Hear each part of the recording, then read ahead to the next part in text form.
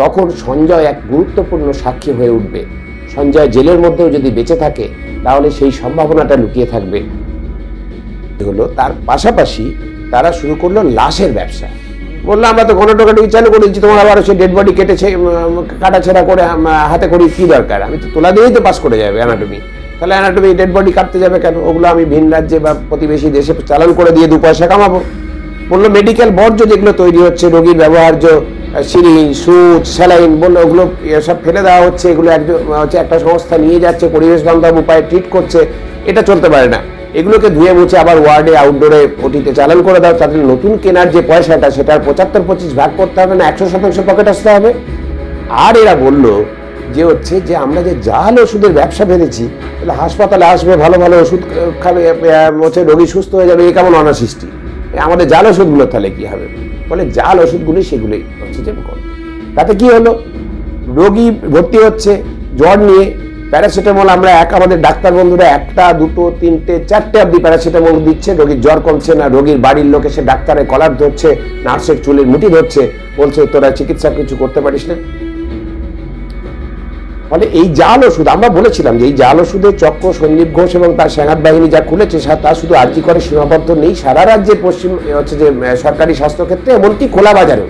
আপনি আপনার পাড়ার দোকানে আপনার এই যে প্রতি ইনফেকশন হয়েছে তার জন্য একটা টিটেনাস টক্সাইড ইঞ্জেকশন নেবেন, একটা 5 টাকা দিয়ে একটা ডিসপোজেবল সিরিঞ্জ কিনলেন, সেটা যে অন্য রোগীর ব্যবহৃত হয়ে এই চক্রের মাধ্যমে আপনার কাছে এলো না, তার কোনো গ্যারান্টি আপনার নেই। ফলে হচ্ছে যে আপনি যে সংক্রামিত হবেন না অন্য কোনো রোগে, মানে যেগুলো রক্তবাহিত সংক্রমণ, সেটা আসবে না, তার কোনো গ্যারান্টি নেই। আপনি জানেন পশ্চিমবাংলার হাসপাতালগুলোতে যারা ডায়ালিসিস করেন, যারা থ্যালাসেমিয়ার জন্য ব্লাড নেন, যারা অন্য পরিষেবা, তাদের কতজনের মধ্যে হেপাটাইটিস সি আর হেপাটাইটিস ভি প্লাস HIV সংক্রমণ হয়? বিরাট সংখ্যক। একটা পার্টিকুলার এই মামলায় দেখুন, এই যে সঞ্জয় রায় বাদে আর কোনো অপরাধী এখনো চিহ্নিত হলো না, বাকিরা পর্দার আড়ালে এখনো রয়ে গেল, তার কারণ হচ্ছে আমাদের রাজ্যের শাসক এবং কেন্দ্রের শাসকের গোপন রাজনৈতিক বোঝাপড়া। আপনাদের খেয়াল থাকবে কারা সঞ্জয় ফাঁসি চাইছিলেন, কেউ কেউ 2 কদম এগিয়ে এনকাউন্টার চাইছিলেন, কারণ তারা জানেন যে সঞ্জয় সবটা জানে। সঞ্জয় কি কারণে কোর্টের কাছে বলেনি বা সেটা আলাদা কথা, কিন্তু গণতন্ত্রে তো চিরকাল একই সরকার থাকবে না। নমস্কার, আপনারা দেখছেন কবির সৌরভের ইউটিউব চ্যানেল এবং আমি আপনার সঙ্গে আছি কবির, আমার সঙ্গে আছেন ডক্টর সুবর্ণ গোস্বামী। মানুষ ছিল সস্তা, কেটে ছড়িয়ে দিলেই পারত। যখন 17 লক্ষ টাকার রায় দিলেন বিচারক, প্রথমেই ল অ্যাবাইডিং সিটিজেন হিসেবে তো আমরা বিচারকের রায় মাথা পেতে নিতে বাধ্য, কিন্তু তিলোত্তমার মা বাবা কিন্তু জানিয়েছেন আমরা ক্ষতিপূরণ নেব না। 17 লক্ষ টাকা একটা প্রাণের দাম হতে পারে না, অর্থমূল্যের দিক থেকেও পারে না। এবং আপনি যদি চমকে উঠে থাকেন ইউটিউবে একের পর এক নিউজ ফিড স্ক্রল করতে করতে, অথবা আপনার বাড়ির স্মার্ট টিভিতে, অথবা কোনো পোর্টালে, চমকে উঠেছেন তো, সারা দেশ চমকে উঠেছে। কারণ ধরে নেওয়া হয়েছিল সম্ভবত ফাঁসি অবধারিত, অনিবার্য, কিন্তু ফাঁসি হলো না। এবং আরো চমকে উঠবেন এই কথোপকথন ডক্টর সুবর্ণ গোস্বামীর সঙ্গে আমরা কথা বলে নেব, এবং এই কথোপকথনের শেষ পর্যন্ত শুনলে আমার বিশ্বাস আপনিও চমকে উঠবেন, আরো চমকে উঠবেন। স্যার, কিভাবে দেখছেন এই রায়কে? প্রথম কথা, এই রায়ে 2টো সম্ভাবনা ছিল আজকের রায়ে, কারণ দোষী সাব্যস্ত শনিবার হয়ে গেছে, ফলে আজকে 2টি সম্ভাবনা ছিল, হয় ফাঁসি নয় যাবজ্জীবন কারাদণ্ড। আমি ইতিমধ্যেই সংবাদ মাধ্যমে বহুবার বলেছি আজকের রায়দানের আগেই যে আমি চাইব ফাঁসি না হয়ে যাবজ্জীবন কারাদণ্ড হোক। তা 2টো কারণ। প্রথম কারণ, যদি এটা হয় যে সভ্য দেশে ফাঁসি উঠে যাচ্ছে, এতগুলি সকল ভদ্রলোক তারা মিলে, ফাঁসি মানে তো খুনই, আর একটা খুন করছে একজন অপরাধীকে শাস্তি দিতে, এটা সভ্য দেশে চলে না। বহু সভ্য দেশ মৃত্যুদণ্ড তুলেই দিয়েছে, তাদের সর্বোচ্চ সাজা হচ্ছে যাবজ্জীবন কারাদণ্ড। তো সেই দিক দিয়ে তো বটেই, কিন্তু আরও একটা গুরুত্বপূর্ণ কারণ আছে পার্টিকুলার এই মামলায়। দেখুন, এই যে সঞ্জয় রায় বাদে আর কোনো অপরাধী এখনো চিহ্নিত হলো না, বাকিরা পর্দার আড়ালে এখনো রয়ে গেল, তার কারণ হচ্ছে আমাদের রাজ্যের শাসক এবং কেন্দ্রের শাসকের গোপন রাজনৈতিক বোঝাপড়া। এবং কেন্দ্র সরকারের সঙ্গে আমাদের রাজ্য সরকারের যে সম্পর্ক, তার জন্য রাজ্যের এজেন্সি অর্থাৎ কলকাতা পুলিশ তদন্তের নামে যে নাটক করলো, কেন্দ্রীয় এজেন্সি সিবিআইকে বলা হলো তুমি ওই নাটকেই সিলমোহর দেবে। সেই জন্যই হচ্ছে যে এখনো অবধি বাকি অপরাধীরা ধরা পড়লো না, এতগুলো অসঙ্গতি তদন্তে থাকা সত্ত্বেও। এবং সঞ্জয়কে প্রথম দিন থেকে আপনাদের খেয়াল থাকবে কারা সঞ্জয় ফাঁসি চাইছিলেন, কেউ কেউ দু কদম এগিয়ে এনকাউন্টার চাইছিলেন, কারণ তারা জানেন যে সঞ্জয় সবটা জানে। সঞ্জয় কি কারণে কোর্টের কাছে বলেনি বা সেটা আলাদা কথা, কিন্তু গণতন্ত্রে তো আর চিরকাল একই সরকার থাকবে না। ফলে কেন্দ্রের সরকার এবং কেন্দ্রের রাজ্যে দু জায়গাতেই একটা সময় এমন সরকার আসতেই পারে যারা আন্তরিক হবে যে প্রকৃত সত্যটা জনগণের সামনে তুলে ধরতে, প্রকৃত অপরাধীদেরকে চিহ্নিত করে শাস্তি দিতে। তখন সঞ্জয় এক গুরুত্বপূর্ণ সাক্ষী হয়ে উঠবে। সঞ্জয় জেলের মধ্যেও যদি বেঁচে থাকে তাহলে সেই সম্ভাবনাটা লুকিয়ে থাকবে। সেই জন্যও আমি যাবজ্জীবন কারাদণ্ড চেয়েছিলাম, ফাঁসি চাইনি। জেলের মধ্যেও যদি বেঁচে থাকে, অর্থাৎ কি অন্য কোনো ধরনের সম্ভাবনা, মানে সঞ্জয় সরাসরি বলি, মানে সঞ্জয়ের উপর কোনো ধরনের আক্রমণ হতে পারে বলে? হতে তো পারেই, ওর নিরাপত্তার হচ্ছে যে নিশ্চিত করা দরকার। জেলের মধ্যে যাবজ্জীবনে থাকবে, তার কারণ হচ্ছে যে অপরাধীরা এখনো নিজেদের আড়াল করে রেখেছে, এই যে লার্জার কনস্পিরেসি, তথ্য প্রমাণ লোপাট। আপনি বলুন তো, একটু আপনাকে বলি যে ধরুন বেলা হচ্ছে যে পরিবারকে ডেকে আনা হলো ঘটনার দিনে, করে তাদেরকে বলা হলো 3 ঘন্টা বসিয়ে রাখা হলো, হাতে পায়ে ধরেছে বাবা মা যে আমার মরা মেয়েটার মুখটা দূর থেকে অন্তত দেখতে দিন, আমরা ছোবো না। কিন্তু পুলিশ তাদের আটকে রেখেছে। অথচ ওই 3 ঘন্টাতেই জলপাইগুড়ি থেকে ডাক্তার সুশান্ত রায়, মালদা থেকে তাপস চক্রবর্তী, বর্ধমান থেকে অভিক দে, বিরূপাক্ষ বিশ্বাস, ন্যাশনাল মেডিকেল কলেজ থেকে ওই প্রসূন দাস, তারপর ওই যে কি নাম ভুলে গেছি ভদ্রলোকের, উকিল, সন্দীপ ঘোষের ঘনিষ্ঠ উকিল বিবেক ভদ্র, দেবাশিস সোম, যার থাকার কথা হেলথ রিক্রুটমেন্ট বোর্ডের সরলেখে, তারা 8 ঘন্টার মধ্যে ওখানে হাজির অকুস্থলে। এবং দেখা যাচ্ছে যে উচ্চপদস্থ পুলিশ অফিসারদের সঙ্গে তারা মৃতদেহের কাছে বসে দাঁড়িয়ে মিটিং করছেন, ঘোরাফেরা করছেন। সন্ধেবেলায় ওই 9 তারিখে সন্ধেবেলায় যখন হচ্ছে সূর্য ডুবে গেছে, ফরেন্সিক এক্সপার্টরা বলছেন যে আজকে আমাদের করার নিয়ম মতো পোস্টমর্টেম করার কথা নয়। স্থানীয় শাসক দলের নেতা এসে বলছেন যে আজকে যদি না করেন রক্তগঙ্গা বইয়ে দেব। মৃতদেহ ওখানে রাখাই যেত, না রেখে গাড়ি আটকেছে, যুবকর্মীরা, চিকিৎসকরা, সাধারণ মানুষ, সেখান থেকে জোর করে পুলিশ দিয়ে হটিয়ে নিয়ে গিয়ে তড়িঘড়ি অন্য ডেড বডি টোপকে এটাকে দাহ করা হলো। আর তার আগে 8 ঘন্টার যখন নির্যাতিতার বাড়িতে তার দেহ শায়িত রেখেছিল, তখন ডিসি নর্থ একজন আইপিএস অফিসার, ভাবুন, মোটা 500 টাকার বান্ডিল নিয়ে মেয়েটির মার হাতে গুঁজে দিয়ে বললেন যে মুখ বন্ধ রাখুন, অভিযোগ করবেন না, প্রয়োজনে আরো টাকা দেওয়া হবে। আচ্ছা, এবার বলুন যে আইপিএস অফিসার তার কি মানে কত টাকা মাইনে, যে হচ্ছে সে মাইনের নিজের বেতনের টাকা থেকে এটিএম থেকে টাকা তুলে একজন সিভিক ভলান্টিয়ারকে বাঁচাতে গেল।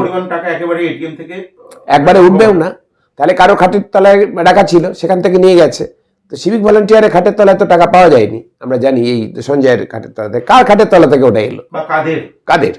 এবং হচ্ছে যে তারা কি সিভিক ভলান্টিয়ার সঞ্জয় রায়কে বাঁচানোর জন্য সে এতটা important? IPS DC central Indira Mukherjee, তিনি ওই অভিজ্ঞদের ছবি যখন ধরা পড়ে যাচ্ছে তখন কপ করে তাকে দেখাচ্ছেন ফিঙ্গারপ্রিন্ট এক্সপার্ট হিসাবে। লালবাজারে বসে উনি হচ্ছে যে অবমাননা সত্যের অপলাপ করছেন জেনে শুনে। বিনীত গোয়েল, তিনি নিজে 14 তারিখে দাঁড়িয়ে থেকে জোনা 40 সশস্ত্র দুষ্কৃতী ওখানে ঢোকাবেন বলে পুলিশকে লুকানোর নাটক করালেন, ঢুকিয়ে দিলেন। যারা ভাঙচুর করলো এবং তারা বলছে, আপনাদের মিডিয়াতে ক্যামেরাতে দেখেছি যে চল সেমিনার রুমে চল, সেমিনার রুমে চল, আমি সেখানে উপস্থিত ছিলেন।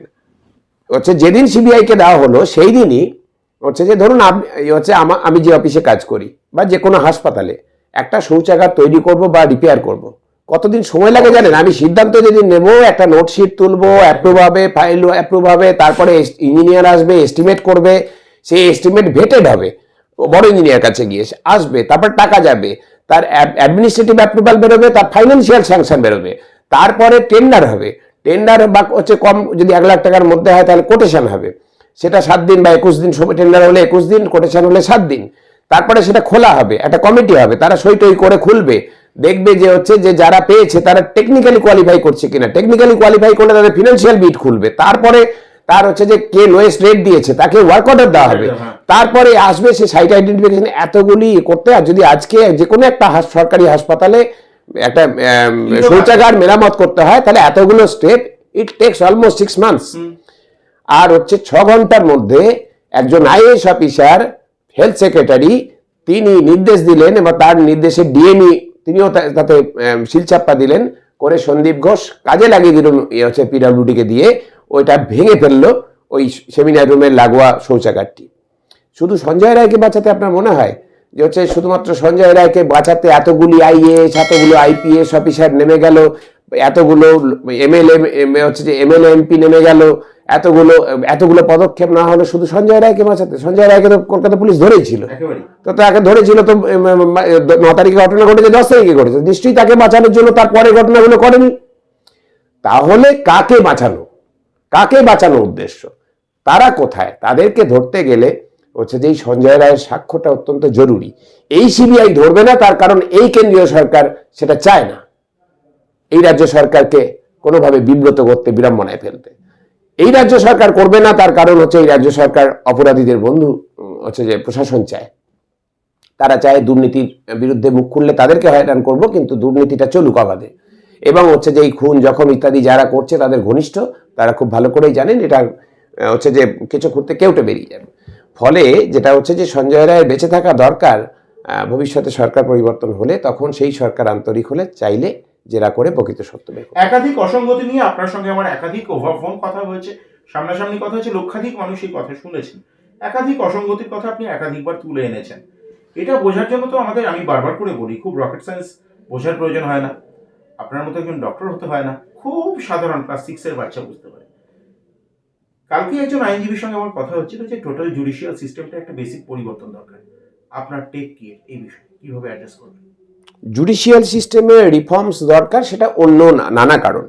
এই পার্টিকুলার এই কেসটার জন্য জুডিশিয়াল সিস্টেম হচ্ছে যে অন্য কথা। আমরা চেয়েছিলাম যেটা, সেটা ঠিকই যে জুডিশিয়াল ইনকোয়ারি আমরা জয়েন্ট চিকিৎসক সংগঠনগুলির পক্ষ থেকে প্রথম থেকে চেয়েছিলাম।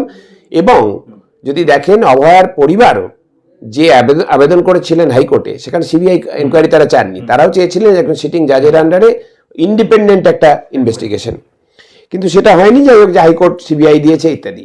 ব্যাপারটা হচ্ছে যে জুডিশিয়াল রিফর্ম যাই হোক না কেন, কোর্ট তো গিয়ে অকুস্থলে গিয়ে তদন্ত করবে না, তদন্ত করবে হচ্ছে তদন্তকারী সংস্থা। আমার রাষ্ট্রে কেন্দ্রীয়ভাবে আছে সিবিআই, রাজ্যে আছে পুলিশ, সিআইডি। ফলে যেটা হচ্ছে যে তাদের যদি রাজনীতিকরণ হয়ে যায়, তাদের যদি দলদাসে পরিণত করা যায়, আপনি জুডিশিয়াল রিফর্ম করে ওখানে কিছু করতে পারবেন না। দরকার যেটা, সেটা হচ্ছে যে এই সংস্থাগুলির হচ্ছে যে বিরাজনীতিকরণ 1 নম্বর। 2 নম্বর যেটা দরকার, সেটা হচ্ছে যে এই যে রাজনৈতিক বোঝাপড়া, সেটা সাধারণ মানুষের বোঝা দরকার।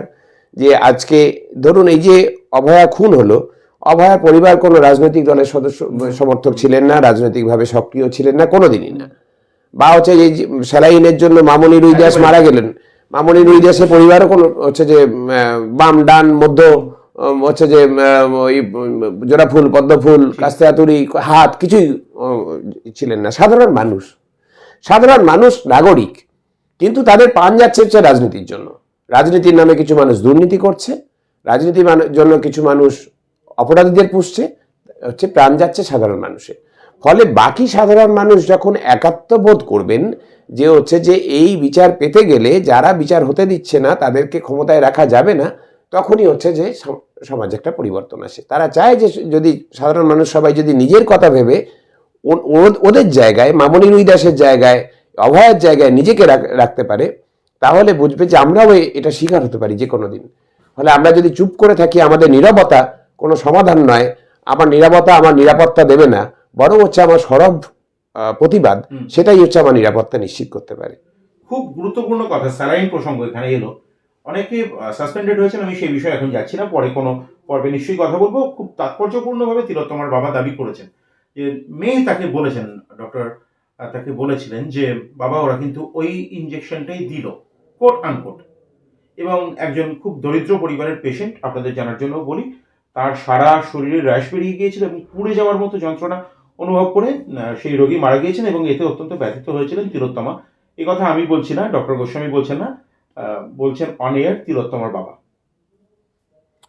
আমাদের রাজ্যে গত কয়েক বছর ধরে মানে সমাজের যত রকম ক্ষেত্র আছে সবগুলিতে মানে প্রাতিষ্ঠানিক দুর্নীতি সেটাকে করবার জন্য একদম উচ্চতম জায়গা থেকে হচ্ছে যে তার একটা প্রচেষ্টা। ধরুন 2015 সালে, 16 সালে, 17, 20 সালে যে ধরনের দুর্নীতি হতো, 21 সালে বিধানসভা নির্বাচনের পরে দুর্নীতির চেহারাগুলো গেল বদলে। নতুন এক দলকে এগিয়ে দেওয়া হলো, তাদের বলা হলো অভিনব পন্থা খুঁজে বের করো, এবং আরজি কর মেডিকেল কলেজকে বেছে নেওয়া হলো দুর্নীতির গবেষণাগার হিসাবে। বলা হলো এখানে কোনো মডেল সাকসেসফুল হলে সেটা রেপ্লিকেট করতে হবে অন্য জায়গায়। আরজি কর মেডিকেল কলেজে প্রথম যেটা শুরু করলো, যেমন ধরুন এতগুলো ছাত্রছাত্রী, তাহলে সেখান থেকে কি রোজগার করা যায়? বললো যে আগে কি বলে সবাইকে গণটোকাটুকি করতে হবে, কিন্তু গণটোকাটুকি করলেই আবার গণটোকাটুকির অধিকার দিল, কিন্তু বাধ্যতামূলক করলো, অধিকার দেওয়া শুধু নয় যে ভালো লেখাপড়া শুনে শিখে সেও করবে না। কিন্তু বলা হলো যে পাস ফেলটা কিন্তু হচ্ছে আমাদের টাকা দিলে তবে হয়, অর্থাৎ তোলাবাজি দিয়ে পাস ফেল। বদলি চিকিৎসকদের বদলি হয়, বললো যে তোলা দিতে হবে, তুমি ভালো পোস্টিং পেও তোলা দিতে হবে, আর না হলে তোমাকে ঘুরতে হবে সারা রাজ্যে। প্রমোশন বললো তোলা দিতে হবে। তার ফলে এইগুলোতে যেমন তোলাবাজি হলো, তার পাশাপাশি তারা শুরু করলো লাশের ব্যবসা। বললো আমরা তো গণটোকাটুকি চালু করে দিচ্ছি, তোমার আবার সে ডেড বডি কেটেছে কাটাছেড়া করে হাতে করি কি দরকার, আমি তো তোলা দিয়েই তো পাস করে যাবে অ্যানাটমি, তাহলে অ্যানাটমি ডেড বডি কাটতে যাবে কেন? ওগুলো আমি ভিন রাজ্যে বা প্রতিবেশী দেশে চালান করে দিয়ে 2 পয়সা কামাবো। বললো মেডিকেল বর্জ্য যেগুলো তৈরি হচ্ছে, রোগীর ব্যবহার্য সিরিঞ্জ, সুচ, স্যালাইন, বললো ওগুলো সব ফেলে দেওয়া হচ্ছে, এগুলো একটা সংস্থা নিয়ে যাচ্ছে, পরিবেশ বান্ধব উপায়ে ট্রিট করছে, এটা চলতে পারে না। এগুলোকে ধুয়ে মুছে আবার ওয়ার্ডে আউটডোরে ওটিতে চালান করে দাও, তাদের নতুন কেনার যে পয়সাটা সেটার 75-25 ভাগ করতে হবে না, 100% পকেট আসতে হবে। আর এরা বলল যে হচ্ছে যে আমরা যে জাল ওষুধের ব্যবসা বেঁধেছি, তাহলে হাসপাতালে আসবে, ভালো ভালো ওষুধ খাবে, হচ্ছে রোগী সুস্থ হয়ে যাবে, এই কেমন অনাসৃষ্টি, আমাদের জাল ওষুধগুলো তাহলে কি হবে? ফলে জাল ওষুধগুলি সেগুলি হচ্ছে যে করলো। তাতে কি হলো, রোগী ভর্তি হচ্ছে জ্বর নিয়ে, প্যারাসিটামল আমরা আমাদের ডাক্তার বন্ধুরা 1টা 2টো 3টে 4টে অব্দি প্যারাসিটামল দিচ্ছে, রোগীর জ্বর কমছে না, রোগীর বাড়ির লোক এসে ডাক্তারের কলার ধরছে, নার্সের চুলের মুঠি ধরছে, বলছে তোরা চিকিৎসা কিছু করতে পারিস না। ফলে এই জাল ওষুধ, আমরা বলেছিলাম যে এই জাল ওষুধের চক্র সন্দীপ ঘোষ এবং তার সেনাত বাহিনী যা খুলেছে তা শুধু আরজি করে সীমাবদ্ধ নেই, সারা রাজ্যের পশ্চিম হচ্ছে যে সরকারি স্বাস্থ্যক্ষেত্রে, এমনকি খোলা বাজারেও। আপনি আপনার পাড়ার দোকানে আপনার এই যে প্রতি ইনফেকশন হয়েছে তার জন্য একটা টিটেনাস টক্সাইড ইঞ্জেকশন নেবেন, একটা 5 টাকা দিয়ে একটা ডিসপোজেবল সিরিঞ্জ কিনলেন, সেটা যে অন্য রোগীর ব্যবহৃত হয়ে এই চক্রের মাধ্যমে আপনার কাছে এলো না, তার কোনো গ্যারান্টি আপনার নেই। ফলে হচ্ছে যে আপনি যে সংক্রামিত হবেন না অন্য কোনো রোগে, মানে যেগুলো রক্তবাহিত সংক্রমণ, সেটা আসবে না, তার কোনো গ্যারান্টি নেই। আপনি জানেন পশ্চিমবাংলার হাসপাতালগুলোতে যারা ডায়ালিসিস করেন, যারা থ্যালাসেমিয়ার জন্য ব্লাড নেন, যারা অন্য পরিষেবা, তাদের কতজনের মধ্যে হেপাটাইটিস সি আর হেপাটাইটিস ভি প্লাস HIV সংক্রমণ হয়? বিরাট সংখ্যক একটা। ফলে আমরা বারবার বলেছিলাম সরকারকে যে এই জাল ওষুধের চক্র চলছে। গত 1 বছর ধরে রাজ্যের শতাধিক হাসপাতাল থেকে চিকিৎসকরা তাদের সুপারদের মারফত, চিফ মেডিকেল অফিসারদের মারফত স্বাস্থ্য ভবনে চিঠি দিয়ে জানিয়েছে যে এই স্যালাইন ব্যবহার করলে রোগীর কাঁপুনি হচ্ছে, জ্বর আসছে, রোগী হচ্ছে যে এমনকি মারা যাচ্ছে। 2015 সালে আলিপুরদুয়ারের ডাক্তার উদয়ন মিত্র চিঠি দিয়ে জানিয়েছেন যে হচ্ছে ইরিঙ্গাস ল্যাকটেট ব্যবহার করলে প্রসূতি মৃত্যু ঠেকাতে পারছি না, যেখানে আমরা ব্র্যান্ডেড ওষুধ বাজার থেকে কিনে দিলে প্রসূতি এরা ভালো থাকছেন। কি হয়েছে? তাকে শোকজ করা হয়েছে, তাকে বদলি করা হয়েছে, তিনি চাকরি ছেড়ে দিতে বাধ্য হয়েছেন। গত 1 বছরে অন্তত শতাধিক আমাদের কাছে ডকুমেন্ট রয়েছে, তারা ডকুমেন্ট কোন হাসপাতালে কোন চিকিৎসক লিখিতভাবে জমা দিয়েছেন। কোথাও কেউ কোনো ভ্রুক্ষেপ করেনি। যখন কর্ণাটক সরকার তারা যখন হচ্ছে ব্ল্যাকলিস্টেড করছে এবং তাদের ড্রাগ কন্ট্রোলারকে সাসপেন্ড করছে, আমার রাজ্য বলছে যে যারা তৈরি করছে তারা তো নিরপরাধ, তারা তো শিশু, তারা তো সব ইনোসেন্ট, নিষ্পাপ শিশুর মতো, তারা তো তৈরি করছেন বাজারে। দোষ তো তোমাদের, তোমরা যারা ব্যবহার করছো, তোমরা গন্ধ শুকে কেন বলতে পারো না যে এই অক্সিটোসিনটা খারাপ, এই স্যালাইনটা খারাপ? তোমরা কেন গন্ধ শুকে যদি বুঝতে পারতে? আর তোমরা হচ্ছে যে ওই সিনিয়র যদি স্যালাইন চালাতো তাহলে বেঁচে যেত, জুনিয়র চালিয়েছে বলে মরে গেছে। ফলে 6 জন জুনিয়র 6 জন সিনিয়র ডাক্তার সাসপেন্ডেড। ব্যাস, এই সুকুমার রায়ের গল্পের মতো আসামি খুঁজে বেড়াচ্ছে। আসামিকে পেঁচা তো গম্ভীর হয়ে রায় দেবে, আসামি কই? ধরে এনে কাকে একটা আসামি করে দিল, সেখানে তাই হলো, ধরে এনে হচ্ছে যে আসামি করে দেওয়া হলো 12 জন ডাক্তারকে। আমরা কোনোভাবেই আপনাকে বাম ডান মধ্যপন্থা কোথাও যেতে বলছি না। আপনি কাস্তে দিয়ে ঘাস কাটবেন কিনা সেটা একান্তই আপনার ব্যাপার। কিন্তু এটা কিন্তু একান্তই আপনার জীবনের সমস্যা ডক্টর গোস্বামী স্যার। এতক্ষণ যা বললেন সেটা যদি আপনার শির দ্বারা দিয়ে তুহিন স্রোত না বইয়ে দেয়, তাহলে আপনার জন্য কিন্তু একই আশঙ্কা অপেক্ষা করে রয়েছে। একদম দ্বিতীয় পর্যায়ে যাবো এবং আলোচনা শেষ করব। এই আরো গভীরে গিয়ে তদন্ত আমি ডক্টর সমস্ত রাজনৈতিক হস্তক্ষেপ ইত্যাদি বিষয় ছেড়ে দিলাম। আমি খুব মন দিয়ে আপনার কথা শুনছিলাম। তো সমগ্র জাতির সামনে একটা বিপদ, সরকারি স্বাস্থ্য পরিষেবা যাবে কোথায়, মানুষ যাবে কোথায়? 150 কোটির দেশ, কতজনের কাছে প্রাইভেট হেলথ পরিষেবা? একটা খুব বড় প্রশ্ন তুলেছেন কবির আপনি, সেটা হচ্ছে যে আমাদের দেশে এই মুহূর্তে যদি দেখেন যে আমাদের দেশ যখন স্বাধীন হয়েছিল তার আগের থেকে দেশের স্বাস্থ্য ব্যবস্থার পরিকল্পনা করেছিলেন রাষ্ট্রনায়করা। যখন নেতাজি সুভাষচন্দ্র বসু জাতীয় সভাপতি, কংগ্রেসের সভাপতি হচ্ছেন হরিপুরা কংগ্রেসে 1937 সালে, তখন তিনি ন্যাশনাল প্ল্যানিং কমিটি তৈরি করছেন। কমিশন তখন হয়নি, কমিটি। তার মাথায় জওহরলাল নেহরুকে ডাকতে চাইলেন, কিন্তু জওহরলাল নেহরু রাজি হচ্ছেন না। তখন নেতাজি গেলেন শান্তিনিকেতনে রবীন্দ্রনাথ ঠাকুরের কাছে, গিয়ে বললেন, গুরুদেব আপনি রাজি করান সুভাষকে, জওহরকে, না হলে হচ্ছে যে জওহর রাজি হচ্ছে না, একমাত্র আপনার কথা ফেলতে পারে না। কবি তখন রোগশয্যায় উত্তরায়ণে শুয়ে, তার ব্যক্তিগত যিনি আত্মসহায়ক হচ্ছে যে নির্মলচন্দ্র চন্দ, তাকে বললেন যে কবি ডিকটেট করলেন আর তিনি লিখে দিলেন। রবীন্দ্রনাথ কাঁপা কাঁপা হাতে শুধু সই করতে পেরেছিলেন। তাতে লিখেছিলেন যে এই মুহূর্তে আমাদের দেশে দুজন আধুনিক পুরুষ রয়েছেন, একজন কংগ্রেসের সভাপতি আর একজন হচ্ছে তুমি, এই দায়িত্ব তোমাকে নিতেই হবে। যথারীতি জওহরলাল সেই দায়িত্ব ফেলতে পারেননি, গুরুদেবের নির্দেশ, তিনি প্ল্যানিং কমিটির চেয়ারম্যান হয়েছিলেন। এবং সেই প্ল্যানিং কমিটিতে ঠিক হয়েছিল 4টে, আরো অনেক অগ্রাধিকার, তার মধ্যে যে দেশ ব্রিটিশ আজ হোক কাল হোক দেশ ছেড়ে যাবে, 4টে অগ্রাধিকার স্বাস্থ্যের ক্ষেত্রে তারা ঠিক করেছিলেন।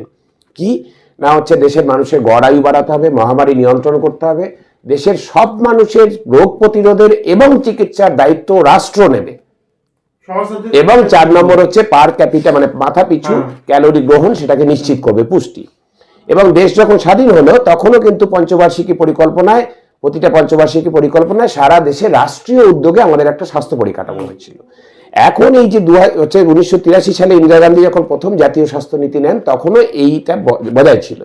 2002 সালে বাজপেয়ী জামানায় যখন দ্বিতীয় জাতীয় স্বাস্থ্যনীতি হয় তখন বেসরকারীকরণের দরজা খুলে যায়। মনে করো যে হচ্ছে যে যখন গ্যাট চুক্তি হয়, ডাঙ্কেল প্রস্তাব ইত্যাদি, মনমোহন সিং তখন অর্থমন্ত্রী 90-এর দশকে, তখনই কিন্তু হচ্ছে শিক্ষাক্ষেত্র, স্বাস্থ্যক্ষেত্র এগুলো প্রাইভেট সেক্টর ঢুকতে শুরু করেছে। এবং 2002 সালে স্বাস্থ্যনীতি বাজপেয়ী যখন করলেন তখন আরো হাত করে খুলে দিলেন। আর 2017 সালে মোদী সরকার যখন তৃতীয় জাতীয় স্বাস্থ্য অর্থনীতি নিলেন তখন উনি হচ্ছে সেটাতে পরিষ্কার ঘোষণা করেই দিলেন যে সরকার ক্রমশ দায়িত্ব গুটিয়ে দেবে, কর্পোরেট সেক্টর, প্রাইভেট সেক্টর তাদের হাতে এই স্বাস্থ্যের দায়িত্ব দেবে। কি করলো মোদী সরকার না হচ্ছে যে বিমা ভিত্তিক স্বাস্থ্য বললো, সরকার ক্রমশ খরচ কমাবে আর বিমার কার্ড ধরিয়ে দেবে, তুমি গিয়ে কর্পোরেট হাসপাতালে লাইন দেবে, ওখানে গিয়ে চিকিৎসা নেবে। আমাদের রাজ্যও কিন্তু হচ্ছে যে একই জিনিস করলো, আমাদের রাজ্য সরকারও ওই একই জিনিস কার্ড ধরিয়ে দিচ্ছে, আমার আপনার ট্যাক্সের পয়সায় সেই কার্ড নিয়ে হচ্ছে যে কর্পোরেট হাসপাতালে গিয়ে লাইন দিন। আসলে কার্ডটা গেরুয়া রঙের হবে না নীল সাদা রঙের হবে এই নিয়ে আকচাকচি হতে পারে, কিন্তু নীতি দুজনেরই এক, সেটা হচ্ছে বেসরকারীকরণ। এবং এই রাষ্ট্রীয় স্বাস্থ্য ক্ষেত্র অর্থাৎ সরকারি যে স্বাস্থ্য ব্যবস্থা, এটার 12টা বাজিয়ে দেওয়া, এটার অন্তর্জলি যাত্রা করবার জন্য যা যা করার তাই করছেন আমার রাজ্যের সরকার। এই যে দালাল চক্র তারা রেখে দেবেন, তারা হচ্ছে যে ভেজাল ওষুধের চক্র রেখে দেবেন, সেখান থেকে যতটুকু আসে। আর এই যারা যারা করছে তারাই আবার ইলেকট্রাল বন্ডে শাসক দলগুলিকে টাকা দেবে, যার জোরে তারা হচ্ছে যে বিভাজনের রাজনীতি আর এই ইলেকট্রাল বন্ডের টাকার জোরে তারা আবার ভোট জিতে এসে বলবেন যে আমাদের সমস্ত অনাচার জায়েজ হয়ে গেল, সমস্ত দুর্নীতি জাস্টিফাইড হয়ে গেল। এই যে ভিসিআর সাইকেল, যে হচ্ছে যে একদিক দিয়ে আপনি দুর্নীতি অ্যালাউ করবেন, করে হচ্ছে তার থেকে ইলেকট্রাল বন্ডে টাকা নেবেন, দিয়ে ভোট জিতবেন সেই টাকা ব্যবহার করে, দিয়ে বলবেন যে আমার দুর্নীতি জায়েজ হয়ে গেল, দুর্নীতি মানুষ গায়ে মাখে না।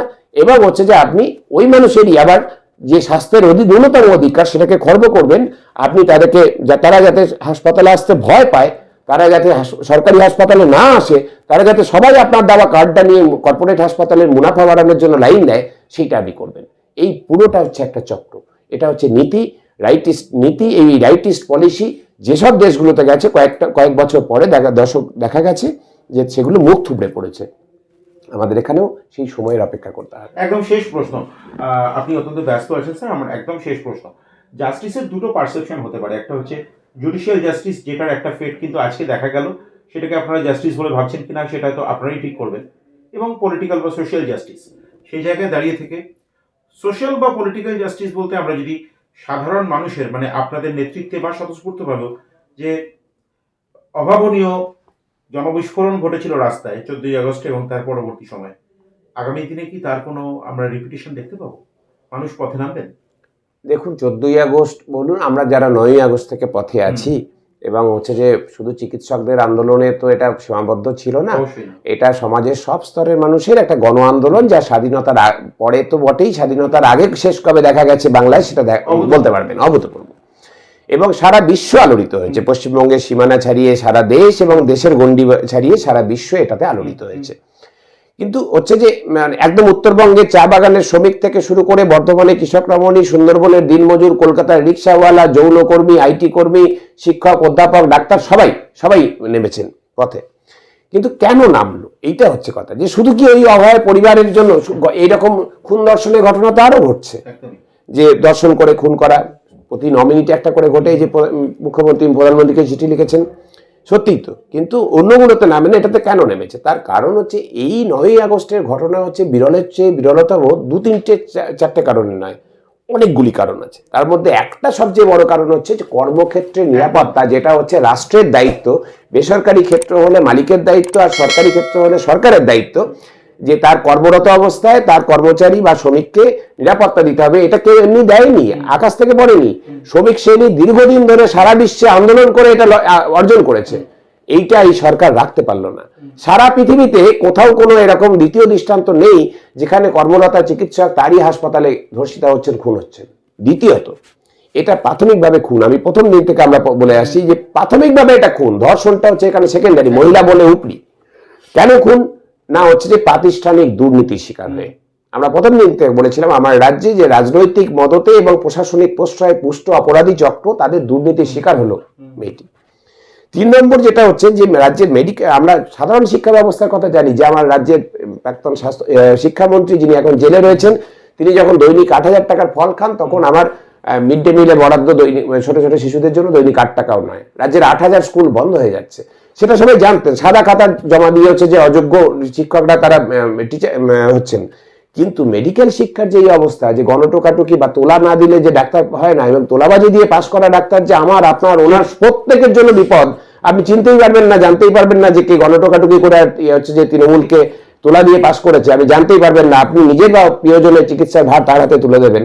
এটা 4 নম্বর যেটা, সেটা হচ্ছে যে রাজ্যের স্বাস্থ্যের যেই হাল, এটা হচ্ছে যে 9ই আগস্টের পরে বেরিয়েছে, এটা যে হাঁড়ির হাল, যেখানে জাল ওষুধ চক্র, মেডিকেল বর্জ্যের এরকম বেআইনি কারবার চলছে, লাশ নিয়ে ব্যবসা করছে, এই যে পুরোটা, এইটা হচ্ছে যে বেরিয়ে এলো।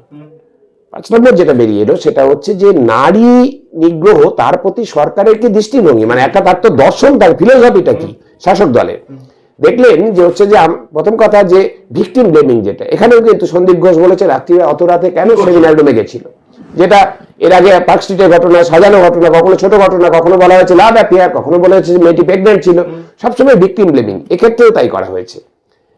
অপরাজিতা বিল আনা হয়েছে, আমরা বলেছিলাম পলিটিক্যাল রুল দরকার, উনি বিল আনলেন, এবং সেখানে বলা হয়েছে যে রাতবিরেতে মেয়েদের কাজ করতে দেওয়া হবে না। এটা যেহেতু রাতে ধর্ষণ হয়েছে, কালকে যদি দুপুরবেলা একটা ধর্ষণ হয়, দুপুরবেলা মেয়েরা বেরোবে না, মানে মেয়েদের পর্দানশীল করে রাখা। এবং আমার রাজ্যের প্রধান বিরোধী দল, যারা কেন্দ্রের আবার শাসক দল, তারা কিন্তু সেটাকে বিনা সংশোধনীতে সমর্থন দিলেন। তাহলে তার কারণ হচ্ছে যে তাদের দর্শনটা, রাজনৈতিক দর্শনটা হচ্ছে এক নাগপুর থেকে আসছে। সেই যে দর্শন বলে দিচ্ছে মহিলা মানে তার স্থান হচ্ছে রান্নাঘরে এবং শোয়ার ঘরে, পুরুষের মনোরঞ্জন, সন্তান উৎপাদন এবং রান্না করা, এই 3টে কাজ। তাহলে এই আমার রাজ্যের শাসক হচ্ছে যে শাসক, কিন্তু মহিলা মুখ্যমন্ত্রী হলেই হচ্ছে যে মানে লিঙ্গ সাম্য এসে যায় না, মানে পুরুষতন্ত্রের অধিকাংশ ডালপালা, দাঁত, নখ, সেগুলো হচ্ছে যে মহিলাদের মাধ্যমেই হচ্ছে যে প্রকাশ পায়। ফলে হচ্ছে যে এইটা বেরিয়ে এলো।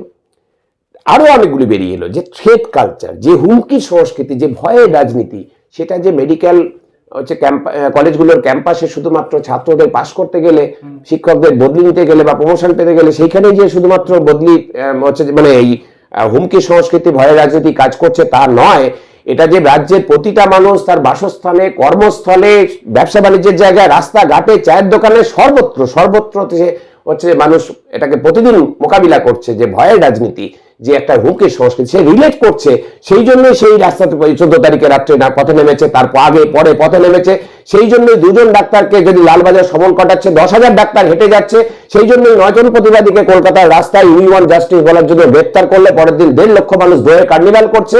সেই জন্যই হচ্ছে উত্তরবঙ্গের বাতা ভাঙাতে মন্ত্রী দাঁড়িয়ে থেকে 4জন প্রতিবাদীর মোমবাতি জল ঢেলে নিভিয়ে দিলে পরের দিন 40 কিলোমিটার জুড়ে 40,000 মানুষ কলকাতায় সারা রাত জেগে মশাল মিছিল করছে।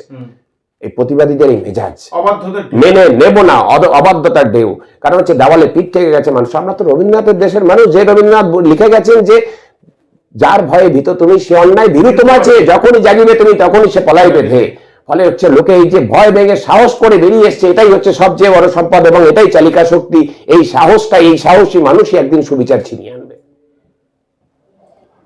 অঞ্জন চৌধুরীর একটা সিনেমার কথা রঞ্জিত মল্লিক অভিনয় করেছিলেন, জীবন নিয়ে খেলা।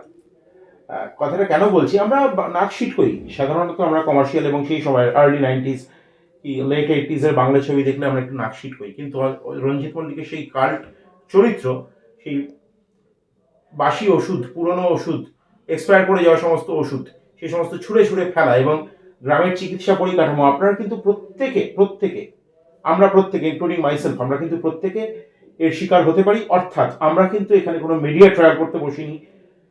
একজন মানুষের ফাঁসি হলে আমরা উল্লসিত নিশ্চয়ই হতাম না, কারণ সেটাও মৃত্যু।